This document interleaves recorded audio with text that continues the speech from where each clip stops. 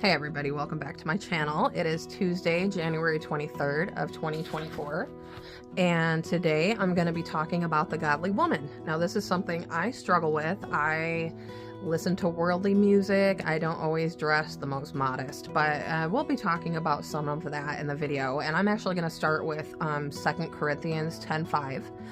A godly woman, we destroy arguments and every lofty opinion raised against the knowledge of God and take every thought captive to obey Christ.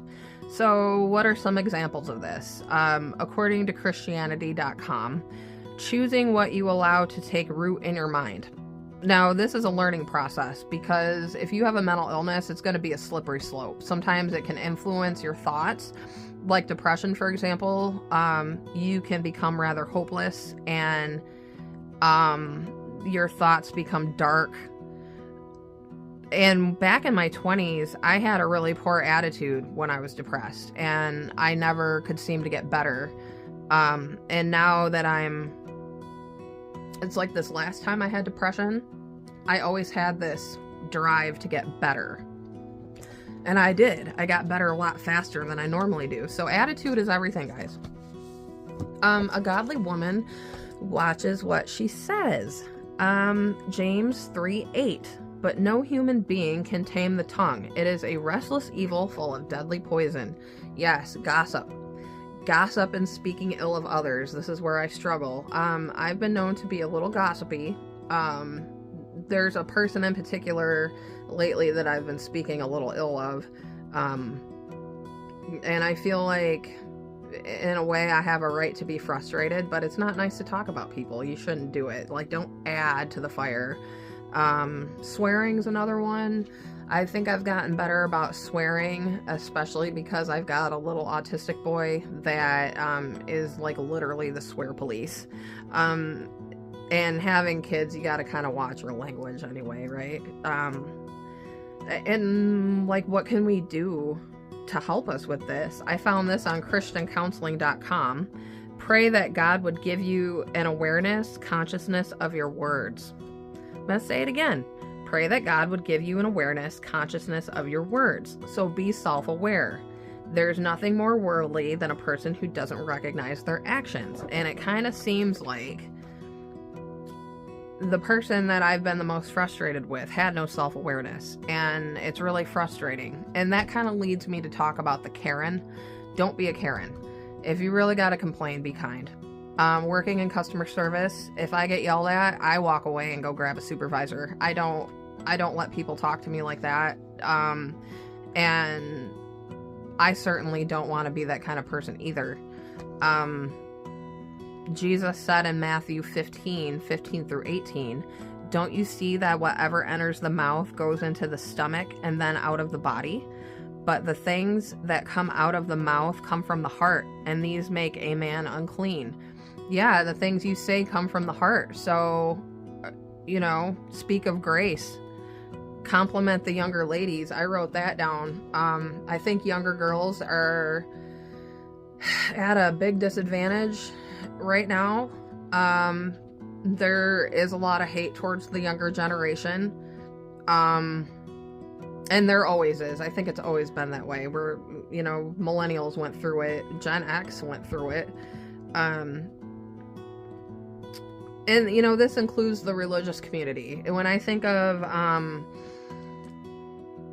supposedly godly women treating others with jealousy and spite and things like that, it's disheartening, and it turns a lot of people off to religion. But that's another Ricky.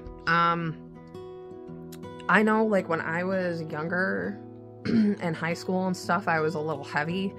I was really like the same size I am now, but back then it was considered heavy.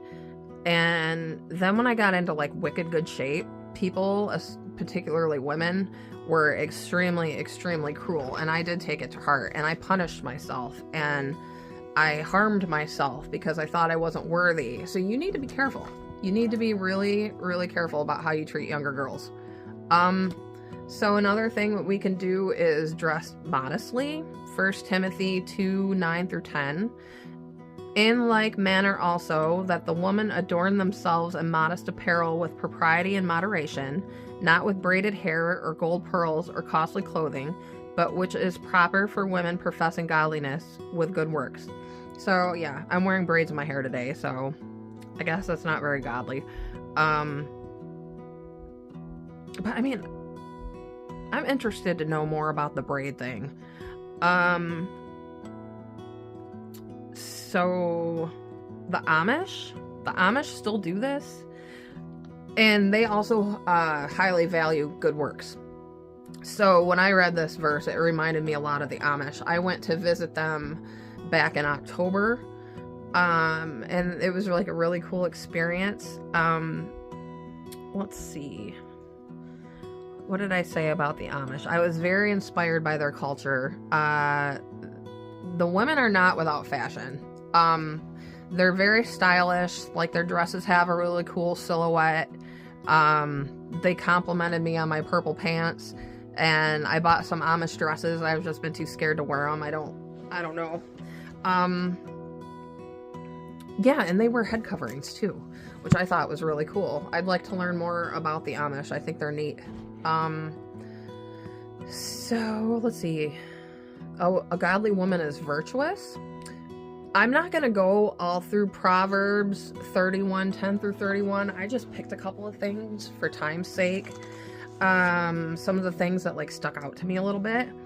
Her husband has full confidence in her and lacks nothing of value. She brings him good, not harm, in all the days of her life.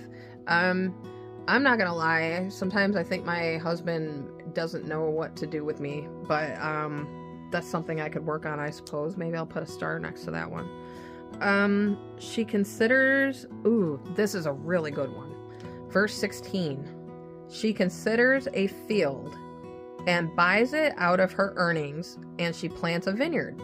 So that's definitely something I do. I garden. I love to garden. So a godly woman gardens. And, you know, if you live in the city and you can't garden outside, grow some plants in the house. Okay, here's a good one. I picked this one out because it's snowing right now. When it snows, she has no fear for her household, for all of them are clothed in scarlet.